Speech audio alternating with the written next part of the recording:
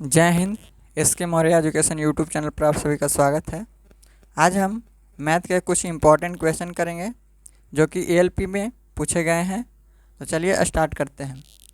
इससे पहले अगर इस चैनल पर अगर नए हैं तो इस चैनल को सब्सक्राइब जरूर करें ताकि इस तरह की वीडियो आपको हमेशा मिलता रहे।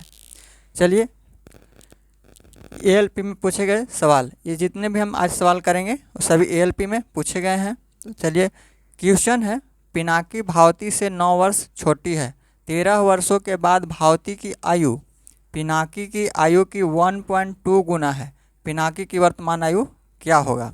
सबसे पहले यहाँ पे बोल रहा है पिनाकी भावती से 9 वर्ष छोटी है। तो पिनाकी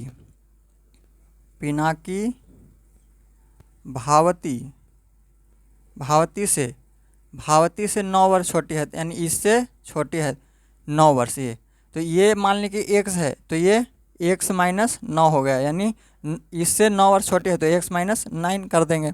इसके बाद बोल रहा है कि 13 वर्षों के बाद भावती की आयु पिनाकी की आयु की 1.2 गुना है। तो 13 वर्ष बाद यानी 13 वर्ष दोनों में ऐड करेंगे तो ये x माइनस 9 प्लस 13 और ये हो गया x प्लस 13। तो 13 ऐड हो गया 13 वर्ष बाद, यानी 13 दोनों में जोड़ेंगे। तो इसके बाद बोल रहा है कि 13 वर्षों के बाद भावती की आयु मानिए इसका आयु पिनाकी की आयु की, यानी इसका पिनाकी की आयु का जो है 1.2 गुना है। कौन 1.2 गुना? ये है पिनाकी भावती की आयु पिनाकी की आयु की 1.2 गुना है, यानी इसका 1.2 गुना है। तो बराबर कब होगा?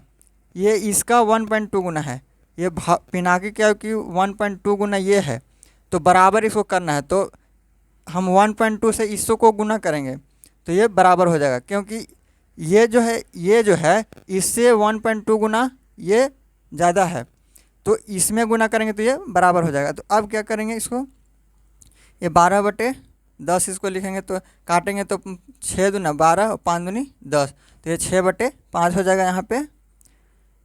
इसके बाद x माइनस यहाँ पे -9 है, यहाँ पे 13 है, तो ये हो जाएगा x प्लस 4 बराबर ये हो जाएगा x प्लस 13।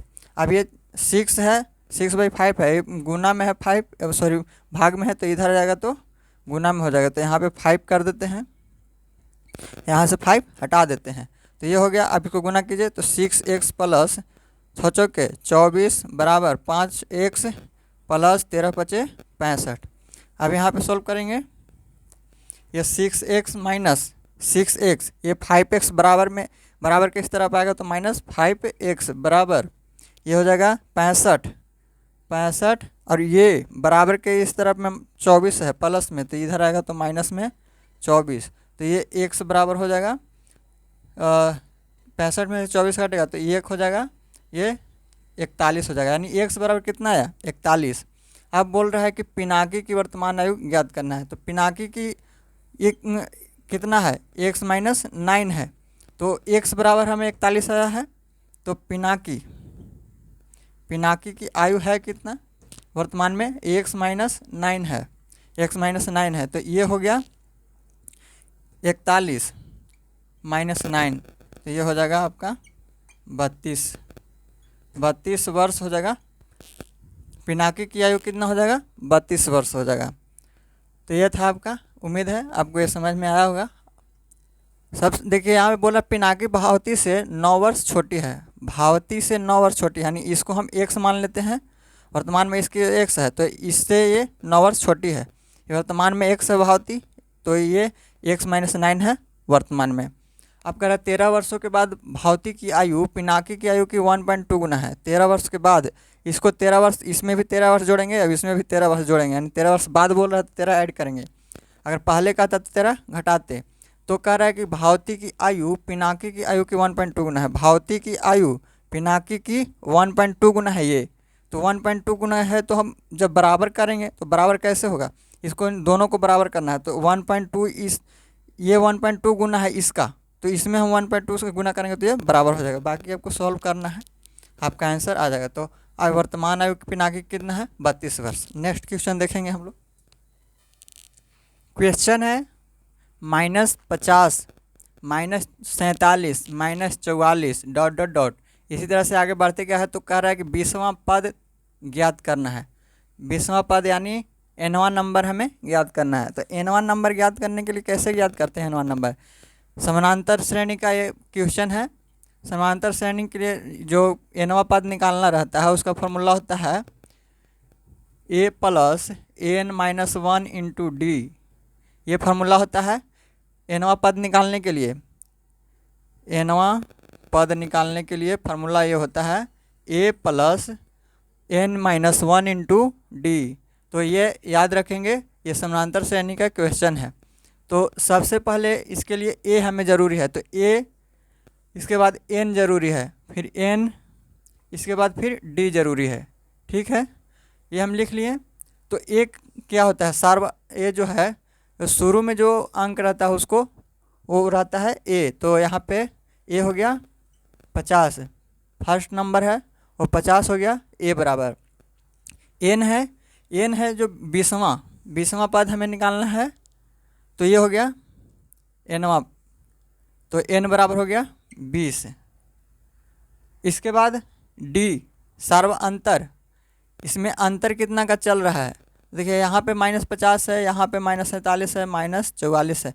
तो अंतर निकालने के लिए अगला पद को फर्स्ट पद से जो है अगला पद पीछे वाला पद से घटाते हैं। तो ये हो गया अगला, ये जो आगे का अंक है वो पिछले अंक से घटाएंगे।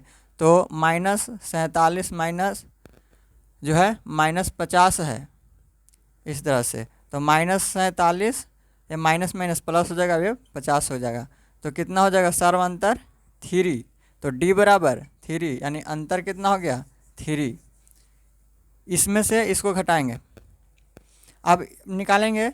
तो फॉर्मूला होता है a plus n-1 into D. a बराबर -50 है, प्लस n है 20, n बराबर 20 है, -1 इंटू डी कितना है 3। तो ये हो जाएगा -50 प्लस 19 हो जाएगा, 20 में से घटेगा 19 दिए 57। अब ये हो जाएगा -50 से ये प्लस 57 है, तो ये हो जाएगा +7। तो आंसर हो जाएगा आपका 7। तो ये समानांतर श्रेणी के क्वेश्चन है, तो इसके लिए आपको याद रखना है n-वां पद निकालने के लिए a plus n-1 into D. तो a बराबर हो जाता है, ये फर्स्ट जो अंक रहता है उसको a बोलते हैं। n जो है 20वां पद, जो मतलब जौन सा पद हमें निकालना है वो हो गया, और d हो गया अंतर, इसमें कितने का अंतर चल रहा है सब में। तो इसको जो है, इसको पहले वाला जो बात ये जो है 47 -47 है, इसके मतलब इसके आगे वाला से अंक को, फर्स्ट वाला अंक को हम घटाएंगे तो अंतर निकलता है। तो ये आपका आंसर है, इसमें 7 हो जाएगा, option number B. Next question देखेंगे। क्वेश्चन है, एक मिश्र धातु का 35% चांदी है। यदि मिश्र धातु की मात्रा में 119 ग्राम चांदी है, तब मिश्र धातु में अन्य तत्वों की मात्रा कितनी है? एक मिश्र धातु का 35% चांदी है, ठीक। कह रहा है यदि मिश्र धातु की मात्रा में 119 ग्राम चांदी है, तब मिश्र धातु में अन्य तत्वों की मात्रा कितनी है? तो यहाँ पे है मिश्र धातु। मान लिए मिश्र धातु पूरा 100% है, 100% है। उसमें बोल रहा है कि चांदी जो है 35% है। चांदी कितना है? चांदी 35% है। तो 35% चांदी हो गया, तो अन्य तत्व कितना हो गया? 35% चांदी हो गया, तो अन्य तत्व कितना हो गया? ये हो गया 35% चांदी। तो अन्य कितना हो गया? अन्य धातु, अब 100 में से 35 घटाएंगे तो ये हो जाएगा 65%। तो दोनों को मिलाएंगे तो 100%। मिश्र धातु 100% है, और ये उसमें 35% चांदी है और अन्य है 65%। हमें निकालना है अन्य तत्वों की मात्रा। अब क्या करेंगे कि यहाँ पे दिया हुआ है, यदि मिश्र धातु की मात्रा में 119 ग्राम चांदी है, 119 ग्राम चांदी है, तो यहाँ है चांदी 35% है, चांदी है 35%। यहाँ बोल रहा है कि मिश्र धातु में चांदी का मात्रा है 119 ग्राम, तो 35% बराबर कितना दिया हुआ है? 119 ग्राम। यहाँ चांदी की मात्रा 35%, अब यहाँ दिया हुआ है 119 ग्राम, 119 ग्राम, तो दोनों को बराबर कर दिए, चांदी चांदी। तो अब ये हो गया 35, 1% बराबर कितना हो जाएगा, 35 से इसको भाग देंगे तो ये हो जाएगा 7 पचे 35 और 17 सते 19 से 119, 17 सते 119, तो 7 बजे 35, 17 सते 19, सॉरी यहाँ 5 बार में कटेगा, 17 सते 19 से 7 बचे 35, दोनों 7 से कट जा रहा है, तो बचा यहाँ पे 5% बराबर 17, तो 1% बराबर 17/5 हो जाएगा। अब बोल रहा है कि अन्य तत्वों की मात्रा कितनी है, तो यहाँ पे 1% बराबर है 17/5, तो निकालना हमें 65%, तो 65 से गुना कर देंगे तो ये हो जाएगा 13, 13 पचे 65 कट जाएगा। अब 13 में 17 से गुना करेंगे तो 17 ते 51, 17 हो 5, 17 हो 5 22, तो ये हो जाएगा 221 ग्राम। तो ये आपका निकल गया 221 ग्राम। अन्य मिश्र धातु है, अन्य जो तत्व हैं उसका जो आंसर आया 221 ग्राम। करें मिश्र धातु में 35% चांदी है, 35% चांदी हो गया, मिश्र धातु पूरा 100 है मान लिए। अब मिश्र धातु में चांदी 35% हो गया, तो जो बचा वो अन्य हो गया, तो 100 में से अगर 35 घटाते हैं तो 65 हो जाता है, इन दोनों को जोड़ेंगे तो कितना हो जाएगा 100 हो जाएगा, तो अन्य हो गया 65%। अब बोल रहा है कि मिश्र धातु में जो है 119 ग्राम चांदी है, अब परसेंट में यहाँ दिया हुआ है 35% बराबर, यहाँ चांदी की मात्रा जो दिया हुआ है परसेंट में 35% दिया हुआ है। अब यहाँ पे ग्राम में दिया हुआ है 119 ग्राम चांदी की मात्रा, तो दोनों को बराबर कर दिया, यानी 35% चांदी बराबर 119 ग्राम। ठीक है, अब इन दोनों काटेंगे तो 7 पचे 35, 7 बार में कटेगा, और फिर 17 में जो 7 से गुना करेंगे 7 से कटेगा, 17 सते 119। अब यहाँ पे 1% बराबर कितना हो जाएगा 17/5। अब यहाँ पे हमें निकालना है अन्य तत्वों की मात्रा, तो अन्य तत्वों की मात्रा है कितना 65%। अब इससे हम गुना कर देंगे, 65 से इसको गुना कर देंगे, तो 1% बराबर इतना, तो 1% बराबर 17/5 है, तो 65% बराबर कितना होगा 65 से गुना कर देंगे, तो यही आपका 221 ग्राम आंसर हो जाएगा। तो ये हो जाएगा आपका 221 gram, option number D. Next question देखेंगे। नेक्स्ट क्वेश्चन है, यदि घन के किनारों की लंबाई का योग एक वर्ग की परिधि का 4 गुना है, एक वर्ग की परिधि का 4 गुना है, यदि घन के आयतन के मान का 1/4, यदि घन के आयतन के मान का 1/4 वर्ग के क्षेत्रफल के मान के बराबर है, तो वर्ग की एक भुजा की लंबाई कितनी होगी, यानी वर्ग की भुजा हमें ज्ञात करना है। कह रहा है यदि घन के किनारों की लंबाइयों का योग, तो घन का जो किनारों की संख्या होता है कितनी होती है, ये होता है 12। घन के किनारे की जो लंबाई होता है 12 होता है। तो मान लें कि इसका एक घन का एक जो किनारा है उसका जो है किनारा की लंबाई जो है a है, तो पूरा होता है इसका घन के किनारे की लंबाई होता है 12, तो ये हो जाएगा 12a, यानी घन के किनारे की लंबाई, घन के किनारे की लंबाई का योग, लंबाई का योग बोल रहा है घन के किनारों की लंबाई का योग, तो इसका एक किनारा a होता है, तो पूरा 12 होता है, तो 12a हो जाएगा, तो घन के किनारे का योग हो गया 12a। अब है कह रहा है कि घन के किनारों की लंबाई का योग, घन के किनारों की लंबाई का योग हो गया 12a, लंबाइयों का योग एक वर्ग की परिधि का 4 गुना है।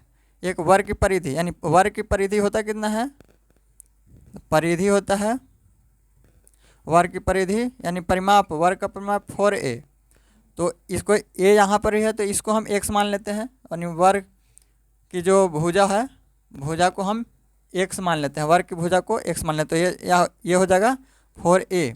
अब क्या बोल रहा है कि यदि घन के किनारों की लंबाइयों का योग, घन के किनारों की लंबाइयों का योग यानी 12a, योग एक वर्ग की परिधि यानी एक वर्ग की परिधि 4a वर्ग की परिधि का 4 गुना है। वर्ग की परिधि का 4 गुना कौन है? ये है जो इसको जोड़ करके जो घन के किनारे की लंबाई का योग जो है इसका जो है ये 4 गुना है, इसका 4 गुना ये है। तो हमें इसको करना है बराबर। तो बराबर कैसे होगा? तो 12a बराबर इसका 4 गुना ये है, तो इसमें हम 4 से गुना करेंगे तो ये बराबर हो जाएगा। ये इसका ये 4 गुना है तो इसमें हम 4 से गुना करेंगे तो ये दोनों बराबर हो जाएगा। तब हो गया 12a बराबर ये हो जाएगा एक, ये हम माने हैं इसको x, भुजा को वर्ग की भुजा को x माने हैं तो यहाँ पे हम x ले लेंगे क्योंकि यहाँ पे 4 एक ही हो जाएगा, दो दो को हो जाएगा, एक ही 4 दो को होगा। तो a है तो इसमें हम x माने हैं। तो वर्ग की भुजा x है तो ये हो जाएगा 16x। ठीक है, तो 12a बराबर हो जाएगा कितना? इसको काट दीजिए, 4 से काट रहा है दोनों, तो 4 तिये 12, 4 चौके 16। तो ये a बराबर यहाँ पे 3a बराबर कितना हो जाएगा? 4x। अब a बराबर निकाल लेते हैं, a बराबर 4x/3, a बराबर 4x/3। तो ये आ गया आपका a बराबर 4x/3। अब देखिए हमें निकालना है वर्ग की भुजा। तो वर्ग की भुजा निकालना है तो इसको क्या करेंगे? यहाँ पे अब क्वेश्चन बोल रहा है कि यदि घन के आयतन के मान का 1/4 बोल रहा है, घन के आयतन, तो घन का आयतन कितना होता है? a³ घन की भुजा, घन का जो आयतन होता है भुजा का क्यूब होता है, तो घन का आयतन हो गया a³। फिर कह रहा है यदि घन का आयतन के मान का 1/4, तो इसका 1/4 बोल रहा है, यानी a³ नहीं, इसका 1/4 यानी a³/4। आयतन के मान का 1/4 वर्ग के क्षेत्रफल के मान के बराबर है, वर्ग का क्षेत्रफल के मान के बराबर है। तो वर्ग का क्षेत्रफल कितना होता है? a² होता है। तो a के स्थान पर हम x माने हैं तो ये x, वर्ग की भुजा को हम x माने हैं तो ये x² हो जाएगा। अब देखिए a बराबर है 4x/3, तो यहाँ पे बिठाएंगे तो a के स्थान पर 4x/3 हो जाएगा। अब इसका क्यूब है और बाटा में 4 है तो ये कितना हो जाएगा? इधर बराबर में x² हो जाएगा। अब इसको सॉल्व करेंगे तो ये हो जाएगा 4 चौके 3 बार, 4x को अगर 3 बार गुना करेंगे तो 4 चौके 16 चौके 64 और x का क्यूब हो जाएगा। बाटा में 3 भी है तो 3 का क्यूब करेंगे तो 27। इसके बाद इसके पूरा में के बाटा में 4 है, पूरा के बाटा में 4 है, बराबर में x²। अब देखिए इसके बटा में कुछ नहीं तो 1 है, तो 64x³ / 27 गुने ये पलट जाएगा तो 1/4 हो जाएगा बराबर x²। इतना हम समझाने के लिए केवल बता रहे हैं, आप इतना अगर आता है आपको तो डायरेक्ट कर सकते हैं ताकि आप जल्दी बना सकें। तो ये हो गया। अब इसको काटेंगे तो 16 चौके 64 कट गया 4 बार में, 16 चौके 64, तो ये हो जाएगा 16x³ / 27 बराबर x²। अब इधर x² है, इधर x³ है, तो एगो 2 को कट जाएगा, इधर बचेगा एगो, तो यानी 16x। अब ये इधर भागा में तो इधर चल जाएगा तो गुना में हो जाएगा, तो ये 27 हो जाएगा। 16x बराबर 27, तो x बराबर कितना हो जाएगा? 27/16।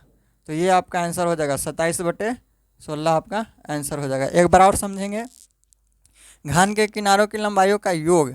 तो घन का किनारा घन के किनारों की लंबाई होता है वो 12 होता है, यानी एक जो घन का किनारा होता है a होता है, तो 12 जो होता है घन का किनारा तो उसका 12a हो जाएगा। तो घन के किनारों की लंबाई का योग हो जाएगा 12a।